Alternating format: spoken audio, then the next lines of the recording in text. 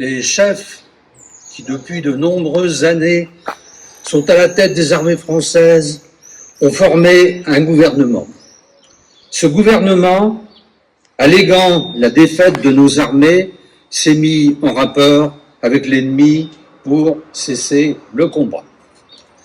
Certes, nous sommes submergés par la force mécanique, terrestre et aérienne de l'ennemi. Infiniment plus que leur nombre, ce sont les chars, les avions, la tactique des Allemands qui nous font reculer. Ce sont les chars, les avions, la tactique des Allemands qui ont surpris nos chefs au point de les amener là où ils en sont aujourd'hui. Mais le dernier mot est-il dit? L'espérance doit-elle disparaître? La défaite est-elle définitive? Non. Croyez-moi, moi qui vous parle en connaissance de cause et vous dis que rien n'est perdu pour la France, les mêmes moyens qui nous ont vaincus peuvent faire venir un jour la victoire. Car la France n'est pas seule. Elle n'est pas seule. Elle n'est pas seule. Elle a un vaste empire derrière elle. Elle peut faire bloc avec l'empire britannique qui tient la mer et continue la lutte. Elle peut, comme l'Angleterre, utiliser sans limite l'immense industrie des États-Unis. Cette guerre n'est pas limitée au territoire de notre pays. Cette guerre n'est pas tranchée par la bataille de France. Cette guerre est une guerre mondiale. Toutes les fautes, tous les retards, toutes les souffrances n'empêchent pas qu'il y a dans l'univers tous les moyens pour écraser un jour nos ennemis. Foudroyés aujourd'hui par la force mécanique, nous pourrons vaincre dans l'avenir par une force mécanique supérieure. Le destin du monde est là. Moi, général de Gaulle, actuellement à Londres, j'invite les officiers et les soldats français qui se trouvent en territoire britannique ou qui viendraient à s'y trouver avec leurs armes ou sans leurs armes. J'invite les ingénieurs et les ouvriers spécialisés des industries d'armement qui se trouvent en territoire britannique ou qui viendraient à s'y trouver à se mettre en rapport avec moi. Quoi qu'il arrive, la flamme de la résistance française ne doit pas s'éteindre et ne s'éteindra pas. Demain, comme aujourd'hui, je parlerai à la radio de Londres.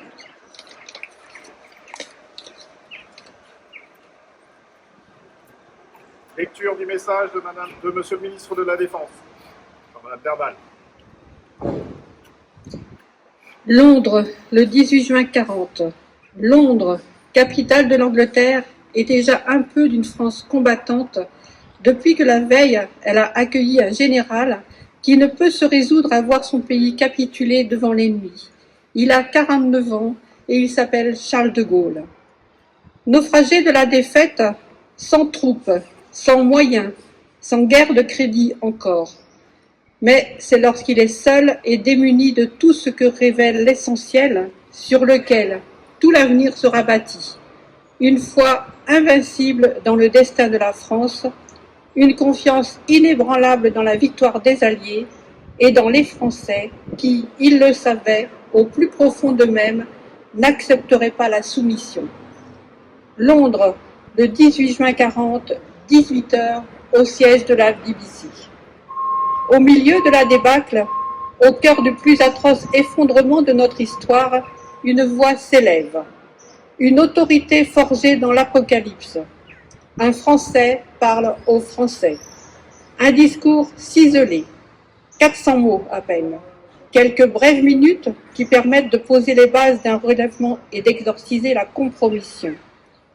Ce jour-là, le général de Gaulle fait entendre l'expression d'un refus.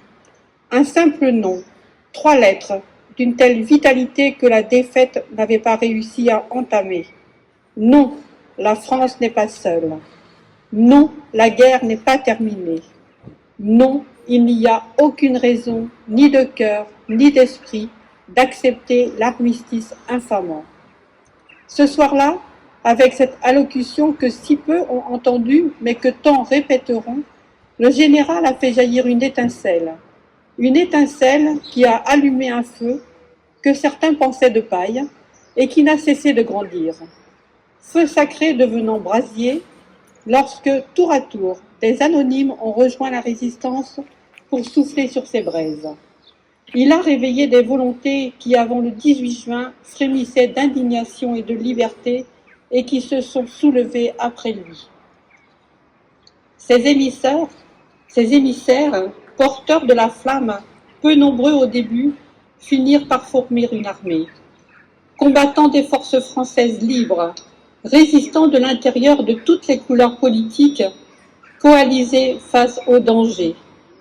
Anonymes qui cachaient un juif ou un homme traqué, étudiants qui traçaient une croix de Lorraine sur les murs de la ville, téméraires qui déposaient une gerbe un 11 novembre.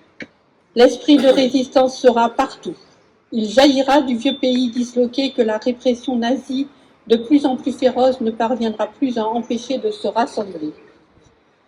Tous ces Français avaient en partage une certaine idée de la France et refusaient de l'abandonner à ceux qui l'avaient envahi. Ils étaient des éclaireurs de la liberté qui rachetaient l'honneur d'un pays que d'autres avaient trahi. Londres, le 18 juin 40, et jusqu'à la fin de la guerre. C'est dans cette ville, plus tard à Alger, que le général se fit architecte de la résistance puis de la reconstruction. C'est là qu'il a écrit parmi ses plus grands discours et exprimé sa vision pour la France. Londres, à l'heure où la BBC n'a jamais été française, Londres où des Vive la France, matinées d'accent anglais, accompagnaient les déambulations du général. Londres, à la fois haute et incarnation du désir de résistance. Le général inconnu ne l'était plus. Il était devenu le chef d'une France en exil, mais combattante et libre, reconnu par ses alliés anglophones, fédérant derrière lui les troupes de l'Empire, celles qui s'illustreront plus tard à Bir Hakeim et dans les sables de Koufra, à Oyonnax et dans les maquis, autour du commandant Kiefer et dans les montagnes de Monte Cassino, à bord du Surcouf ou du cuirassé Richelieu, dans l'escadrille de Normandie-Niemen. Il y a 84 ans, en jetant sur le papier son discours avec ardeur dans l'anonymat d'un après-midi d'été, le général de Gaulle a aussi écrit notre destin et notre histoire. En ce jour, alors que la nation reconnaissante commémore les 80 ans des débarquements et de la libération, notre gratitude s'exprime envers lui, envers ses compagnons et toutes celles et ceux qui l'ont rejoint et suivi. Ensemble, ils exprimèrent une idée simple, mais conforme à ce qu'est la France, que rien ne pouvait exister ni demeurer sans liberté. Vive la République, vive la France.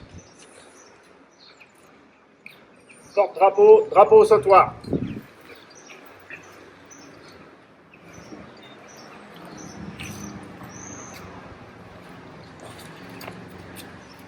Dépôt de gerbe par monsieur le maire.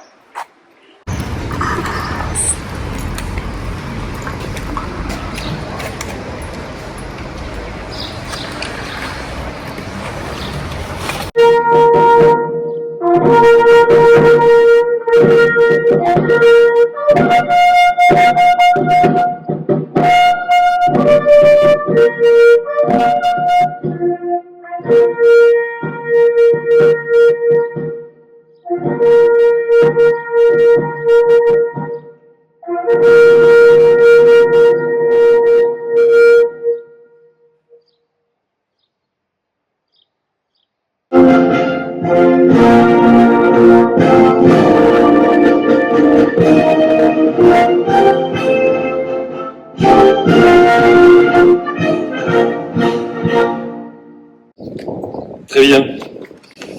Alors, mesdames, messieurs, les représentants des anciens combattants et de la résistance, mesdames, messieurs les élus, mesdames, messieurs, chers amis, merci d'être là. Ce jour, on est toujours un petit peu moins nombreux qu'en d'autres circonstances, mais comme on dit, à Marseille, les meilleurs sont là.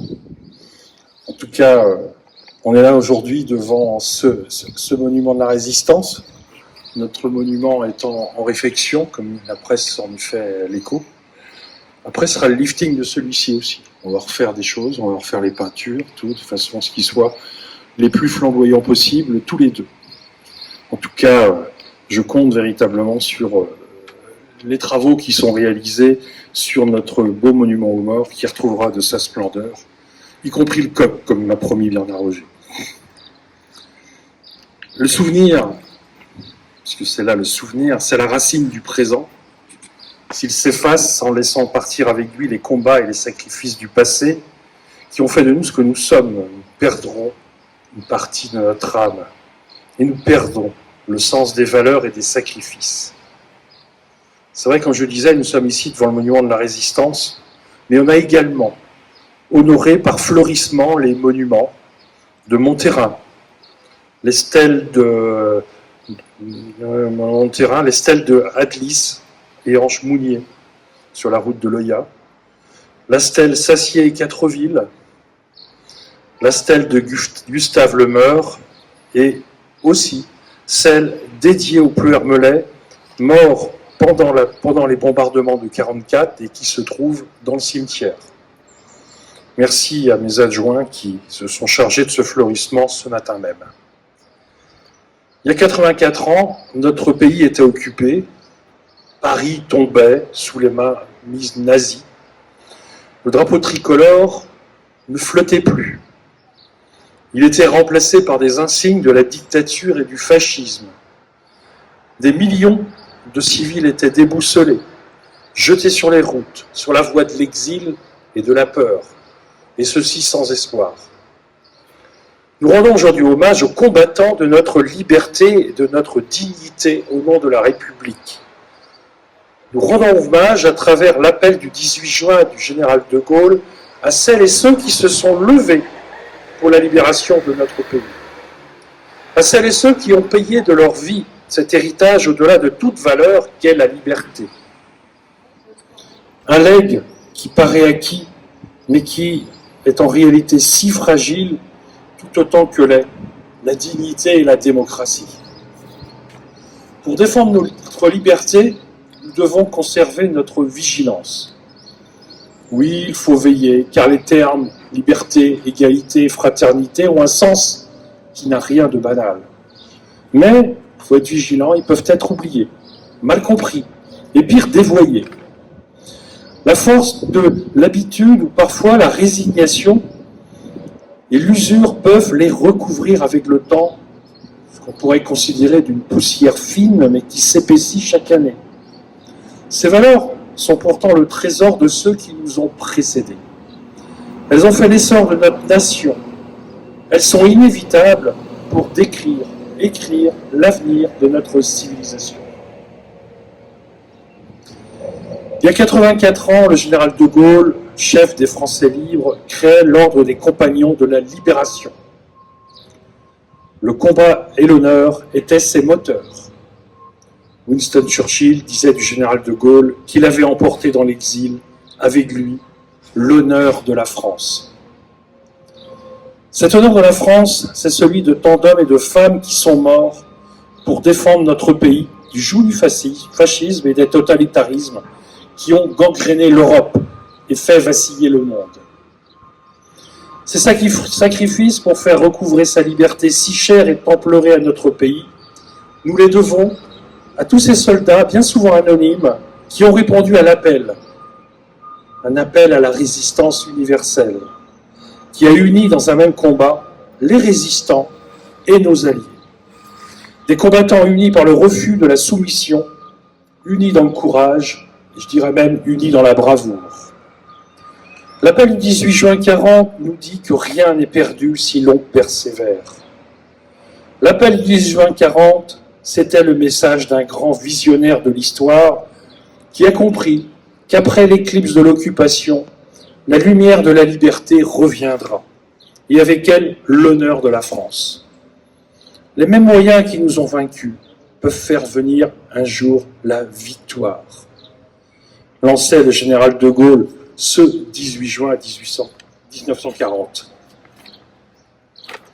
Ce jour, c'est aussi l'occasion de nous mobiliser pour témoigner de ce poids de l'histoire et le transmettre aux jeunes générations. Tout comme la force de l'espérance, une génération qui, comme les précédentes, doit se souvenir du courage, de la foi de nos pères dans un avenir meilleur. Cette génération doit comprendre que nos valeurs ne sont pas un acquis. Elles sont à la fois fragiles et fortes. Elles sont notre trésor si nous regardons vers le passé en reconnaissance, comme nous le faisons aujourd'hui. Et notre ressource si nous savons les utiliser dans les moments difficiles où tout semble perdu. Aujourd'hui, souvenons-nous de l'appel général de Gaulle comme un espoir. Le XXIe siècle nous offre 1000 occasions nouvelles de renoncer, de nous couler justement dans le sens de l'histoire.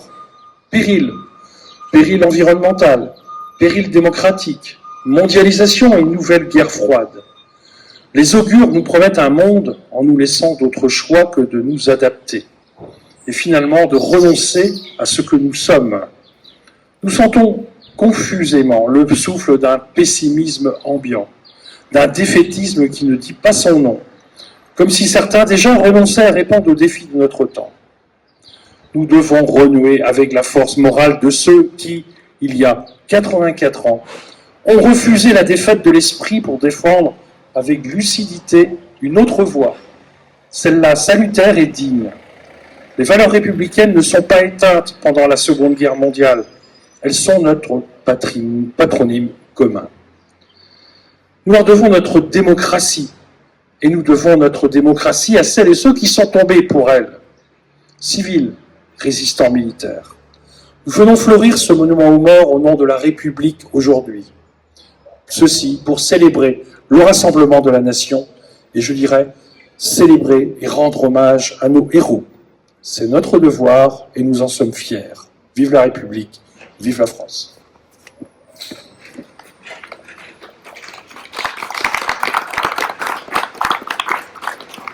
Très bien.